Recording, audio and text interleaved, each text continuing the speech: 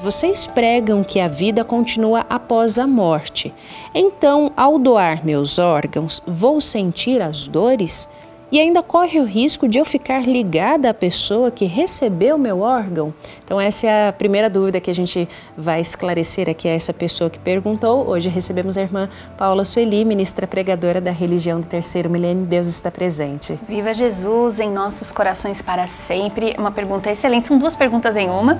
E são duas questões muito importantes que preocupam muitas pessoas. Então, vem do mundo espiritual superior a resposta para essas duas questões. Na religião divina, eu me lembro especialmente do irmão Flecha Dourada, um grande trabalhador do Cristo na espiritualidade maior, esclarecendo que nós não sentiremos a dor desse procedimento desde que algo muito especial seja observado. E esse algo muito especial nós conhecemos, mas geralmente nós subestimamos, que é o espírito de caridade. Aqui, socialmente, na matéria, nós estamos acostumados a pensar a caridade como uma decisão social e até a confundir muitas vezes com a esmola, com alguma coisa que a gente faz só para despachar alguém que está pedindo, né, está sendo inoportuno, né, está nos atrapalhando e tudo mais. Mas a caridade não é isso, né? O irmão Paiva, há tanto tempo, né, o presidente pregador da religião divina, por fidelidade a Jesus, pacientemente prega sobre a caridade. E é algo que, se você já acompanhou as pregações dele sobre isso, ou já leu os livros dele sobre isso, você já deve ter observado. Ele convida a gente até a ir ao dicionário para descobrir o que é caridade, porque ela não pode ser reduzida dessa forma que acaba distorcendo o seu sentido e o seu poder espiritual. O dicionário, né, da língua portuguesa e de muitos outros idiomas vai apontar para a gente que caridade é o mesmo que amor. E aqui, quando nós meditamos sobre o que ela é capaz de mobilizar, do ponto de vista espiritual, nós descobrimos que o amor, e por isso a caridade, eles não estão apenas na esfera das convicções pessoais, dos bons sentimentos, dos bons hábitos, mas constituem energia espiritual que nós somos capazes de mobilizar. Você ouviu bem. Então, o amor, ele não está só no território do sentimento e das conexões por afinidade que nós temos, mas ele é um poder espiritual. E isso ajuda a gente a entender, por exemplo, uma página extraordinária do apóstolo Paulo, que está transcrita aqui nas Sagradas Diretrizes Espirituais da Religião Divina, no primeiro volume, a partir da página 410, com a seguinte introdução que o irmão Paiva Neto faz. O título é Caridade, Dom Supremo.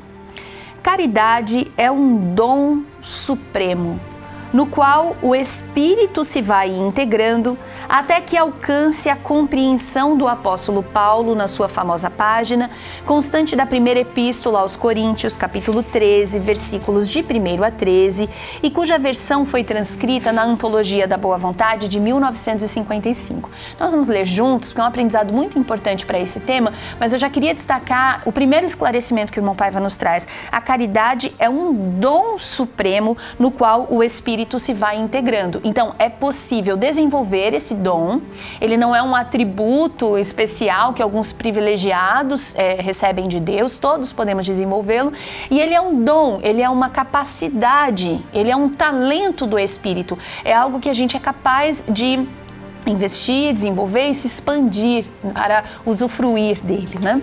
Então vamos à palavra do apóstolo Paulo na sua primeira carta aos Coríntios, no capítulo 13, versículos de 1 a 13. A caridade.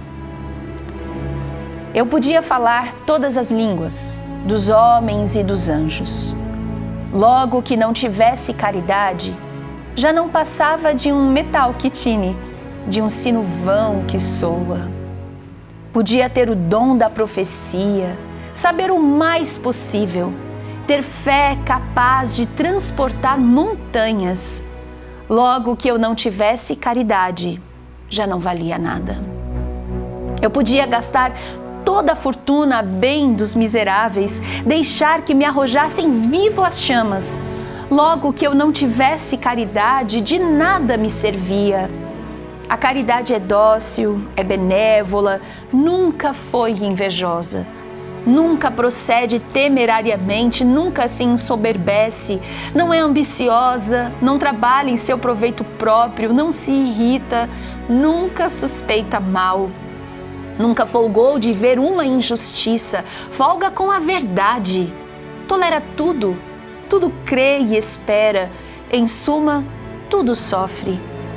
A caridade jamais acaba, mas, havendo profecias, desaparecerão. Havendo línguas, cessarão. Havendo ciência, passará. Porque em parte conhecemos e em parte profetizamos. Quando, porém, vier o que é perfeito, então o que é em parte será aniquilado. Quando eu era menino, falava como menino, sentia como menino, pensava como menino. Quando cheguei a ser homem, desisti das coisas próprias de menino. Porque agora vemos como em espelho, obscuramente. Então, veremos face a face. Agora conheço em parte. Então, conhecerei como também sou conhecido. Agora, pois, permanecem a fé, a esperança e a caridade. Destas três, porém, a maior é a caridade. Brilhante essa reflexão do apóstolo Paulo, completamente fundamentado em Jesus. Ele não apequenou, não distorceu o que é a caridade, entendeu a sua extensão espiritual e nos socorreu aqui na nossa reflexão. Eu queria chamar a atenção. Eu sei que a gente está olhando para um texto bíblico, né? Mas não deixa de ser um texto poético. E aí na terceira estrofe desse conteúdo, quando ele diz que ele podia gastar toda a fortuna bem dos miseráveis e até deixar que o arrojassem vivo às chamas, mas sem caridade isso de nada lhe serviria, ele está contribuindo de forma direta com a nossa reflexão. Porque a gente poderia dar toda a nossa fortuna, né? Inclusive todo o nosso corpo, nesse caso, né, que a gente está fazendo um paralelo aqui com a doação de órgãos. E sem espírito de caridade, isso nada serviria, né? E ele percebe, né, porque ele dá aqui o exemplo do máximo martírio, ele cria uma imagem forte, deixar que o arrojassem vivo às chamas, né?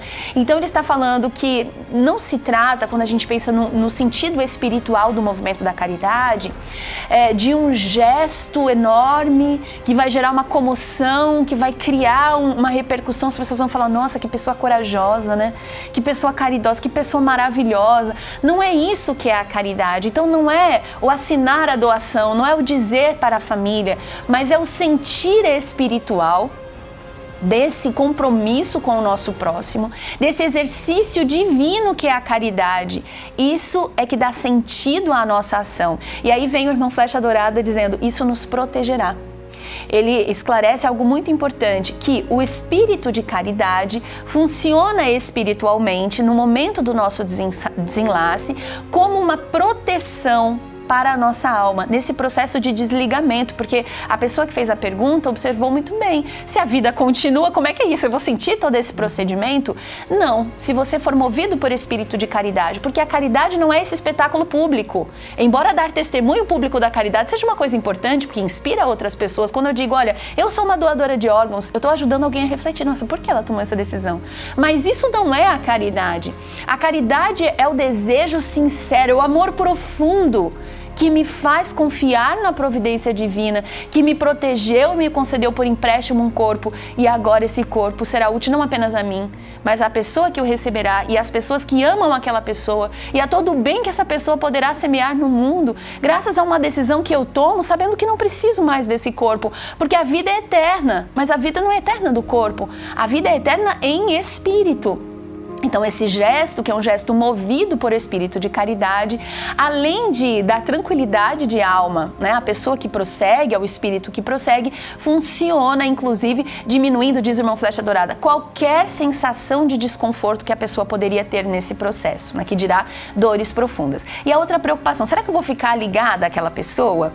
A gente às vezes não percebe, mas a gente está um pouquinho apegado às circunstâncias materiais, né? Sim. Quando eu dou uma roupa, por exemplo, né, um patrimônio que eu utilizei, às vezes uma roupa amada, sabe aquela roupa que você, nossa, mas eu ganhei, foi tanto, eu amo tanto a pessoa que me deu essa roupa, né? Mas ela não me serve mais. E alguém está precisando dela. E eu dou com sinceridade, com esse espírito de caridade, né? Qual é a conexão que existe entre mim e essa pessoa? O bem que essa roupa fará a ela, né? Então, espiritualmente, e se nós materialmente temos o cuidado, por exemplo, de lavar a roupa, né? De mandar em bom estado, de não ficar perseguindo a pessoa na roupa, escuta, né? Na rua, né? Você tá usando a minha blusa, hein? Cuida dela. Não, a gente sabe que a partir daquele momento já não serve mais a nós, vai servir alguém, né? Então, espiritualmente, o espírito de caridade, ele estabelece essas condições de segurança.